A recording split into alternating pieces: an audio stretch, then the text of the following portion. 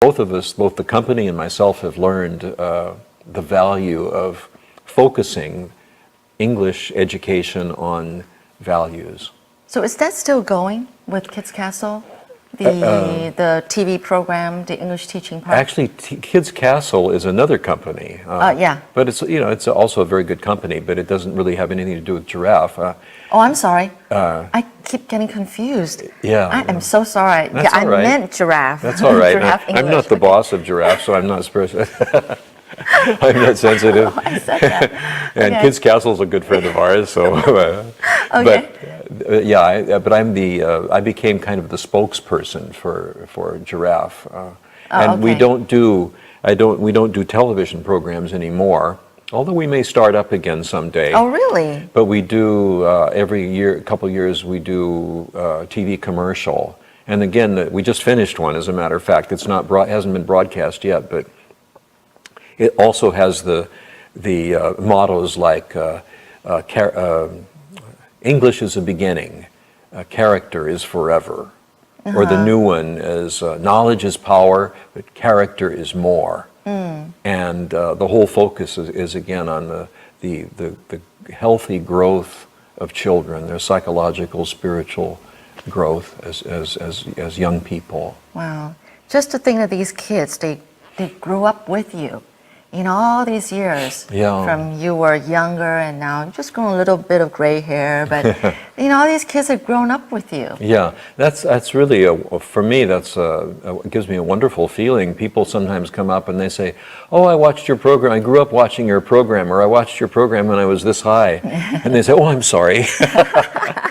But for me, that's the greatest compliment that they could give, Well, people say that you haven't grown old at all, you've just been the same, from the first time they know you till now. I wish I felt the same. Yeah, no, I'm sure, yeah, it's important, just the heart, keeping being happy, peaceful, and being grateful, that keeps a person young. I think so, yeah. I think that's essential, to keep a positive attitude, and if you love people and you love what you're doing, I think that every day is, even though sometimes it gets harder and harder to get out of bed, Really? once you do, you find that it's another wonderful day of life, another beautiful day.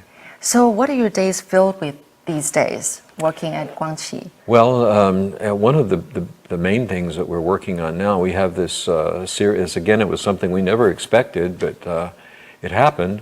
We found that we were able to produce programs on famous Jesuit missionaries in Chinese history for mainland China. And we became friends with the documentary section of Jiangsu Television in Nanjing. And the first one we did was the first... Oh, so you're cooperating with China? Yeah. Now, wow, this is really expanding. Yeah. Even to China, okay.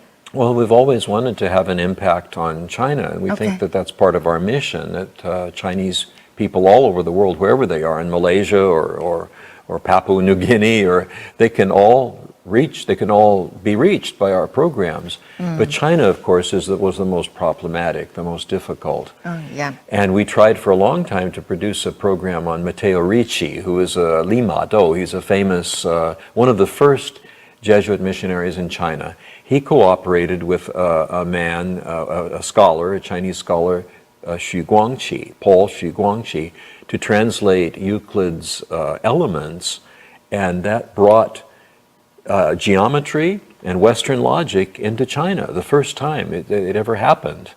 Okay. And you can think, this was a tremendous breakthrough to bring this kind of thinking into China. And this happened because of the cooperation between a Jesuit missionary, a brilliant missionary, and his close friend, who also had become Catholic. And then also Ricci brought a map of the world. China never realized that the world extended beyond China. China itself.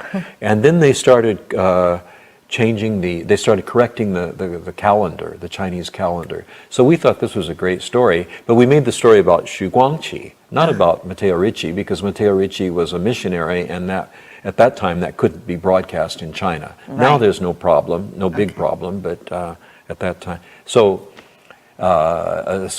that's launched us on this series of TV documentaries for China. Then we followed it up by an astronomer, Adam Schell von Bell, who's the first contact between Germany and China. And now we're doing one on the famous artist Castiglione. And our Palace Museum here in Taipei and in China have many of Castiglione's works, which are a combination of Western art and Chinese art, and another breakthrough. You're well acknowledged about a lot of different things, including art itself, and not to say your favorite philosophy and psychology even. So this is wonderful. Well, 40 years here, it's a long time. There's a lot that you can learn cover. a lot in 40 years. That is true. Well, one last question for you, Sure. which I asked you beforehand to, think about, is that if you were to leave Taiwan, even though you've been here 48 years, I'm sure there's a lot of sounds that you're going to miss about Taiwan. What's that one particular most memorable sound that you would miss if you were to leave? I thought about that today, and I thought there's so many beautiful sounds. There's the sounds of birds and animals, but I think the sound that I would miss the most is "Ni hao ma." For me, that's the most beautiful sound, in the world, no matter who says it. "Ni hao ma," if it's said in a genuine way, and I would really miss not hearing that every day. Which means, how are you? Right, how are you? It's just it's the common greeting of one Chinese to another, yeah. All right. Well, thank you so much, Uncle Jerry. It's been wonderful talking to you. Thank you, Shirley. And I feel like I've kind of aroused a lot of good memories for you within this 30 minutes. Yes, you have. About all these 48 years, what you've seen about Taiwan and what Taiwan has given back to you, but you're still giving a lot to this country, and we thank you. Thank you. Thank you. All right. Thank you so much for inviting us here and being able to do this in the studio. You're most welcome. All right. Thank you. Thank you for watching, people. I'm Shirley Lin.